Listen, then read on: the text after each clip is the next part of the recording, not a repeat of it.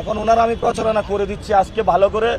আল্লামা মির্জা আব্বাস ঢাকা হাটে চাঁদাবাজি করে, সন্ত্রাসী করে, দুর্নীতি করে এবং এই যে গণপূর্ত মন্ত্রণালয়ে টেন্ডারবাজি করে এবং সে দুর্নীতি করেছে।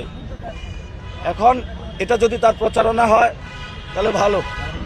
আপনারা প্লিজ ঢাকা ৮ আসনের বাসিন্দাদেরকে বলতেছি, এবার যদি আপনি দাঁড়ে শীষে ভোট দেন, আপনি একটা সন্ত্রাসীকে ভোট দিলেন।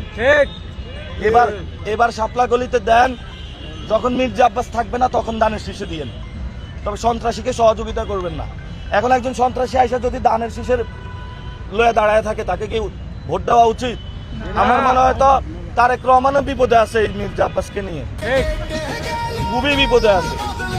এই জন্য হলো বলবো, বিএনপিও মুক্তি পাইলো মির্জা আব্বাস থেকে, তারেক রহমানও পাইলো, ঢাকা ৮ আসনের বাসিন্দারাও পাইলো। আর আপনারা যদি আমাকে জিজ্ঞেস করেন যে আমরা এখানে কি কি করবো, জিজ্ঞেস করবেন, ইনশাল্লাহ আমি সব বলতে পারবো মানুষের জন্য কি করব। ঠিক আছে, দোয়া করবেন।